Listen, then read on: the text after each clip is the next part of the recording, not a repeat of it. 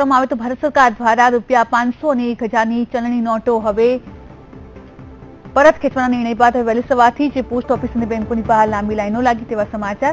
શહેરના મોટાભાગના ATM cache deposit નહીં હોવાનો આક્ષેપ લગાવવામાં આવ્યો। કેટલાકના એટીએમમાં શટલ પણ બંધ હાલતમાં જોવા મળ્યા હતા તેવા સમાચાર, જેથી હવે લોકોને ભારે હાલાકીનો સામનો કરવો પડી રહ્યો છે। આજે સાંજ સુધીમાં એટીએમ શરૂ થવાની સંભાવના વ્યક્ત કરવામાં આવી રહી છે તેવા સમાચાર।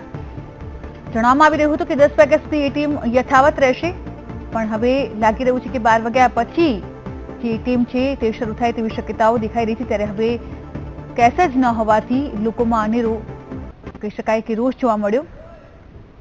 ₹50 અને 100ની નોટ મેળવી રહ્યા છે તમામ લોકો। લાંબી કતારો લાગેલી છે, સવારથી જ લોકો પરેશાન થઈ ગયા છે તેવા સમાચાર ઉલ્લેખનીય છે। આ સાથે જ બીજા સમાચારની જો વાત કરવામાં તો શનિવારે અને રવિવારે પણ બેંકો ચાલુ રહેશે। ત્યારે હવે આજથી એટીએમ શરૂ થઈ ગયા છે। ત્યારે ભારત સરકાર દ્વારા ₹500 અને 1000ની ચલણી નોટો પરત ખેંચવાના નિર્ણય બાદ વહેલી સવારથી જ પોસ્ટ ઓફિસ હોય કે બેંક હોય, તમામ સ્થળો પર બેંકની બહાર લાંબી કતારો જોવા મળી।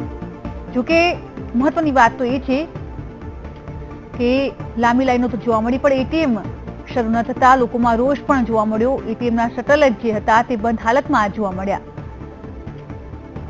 જોકે બેંક અધિકારી સાથે વાતચીત કરી તો તેમણે જણાવ્યું કે હજુ સુધી પૂરતા પ્રમાણમાં કેશ નથી આવી, તેના કારણે જ આ પરિસ્થિતિનું નિર્માણ થયું છે।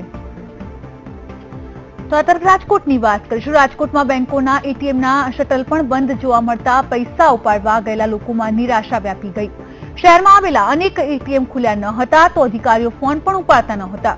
પૈસા ઉપાડવા માટે લાઈનમાં ઉભા રહેલા લોકો છેવટે કંટાળીને પરત ફર્યા હતા।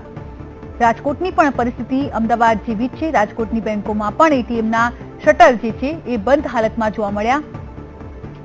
જે લોકો પૈસા ઉપાડવા આવ્યા હતા, લાંબી જે લાઈનો લાગી હતી તેમાં કહી શકાય કે તમામ લોકો પર નિરાશા જોવા મળી। શહેરમાં આવેલા અનેક એટીએમ ખુલ્યા ન હતા તો અધિકારીઓ સાથે ફોન પણ ન ઉપાડતા, જેથી પૈસા ઉપાડવા માટે લાઈનમાં ઉભા રહેલા લોકો છેવટે કંટાળીને પરત ફર્યા હતા।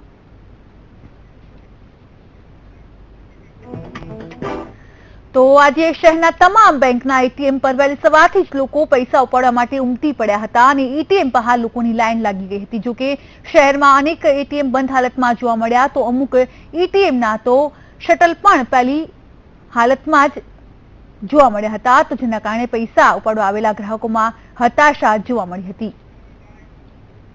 વહેલી સવારથી જ એટીએમમાંથી નાણાં ઉપાડવા માટે લોકો એટીએમ પર ભીડ જમાવી રહ્યા છે। જો ઓરિએન્ટલ બેંક ઓફ કોમર્સની વાત કરવામાં આવે તો બેંક તો 10 વાગે શરૂ થવાની છે, પરંતુ તેનું જે એટીએમ છે તેનું શટર જ પડેલું છે, જે સ્પષ્ટપણે દર્શાવે છે કે એટીએમમાં નાણાં ડિપોઝિટ થયા નથી। આ જ પ્રકારે મોટા ભાગના એટીએમમાં નાણાં ડિપોઝિટ થયા ન હોવાના કારણે લોકોએ નાણાં ઉપાડ્યા વગર જ પરત ફરવું પડ્યું છે। કેમેરામેન નરેશ ગુટિયા સાથે સોનલ અનડકર, વીટીવી ન્યૂઝ, અમદાવાદ।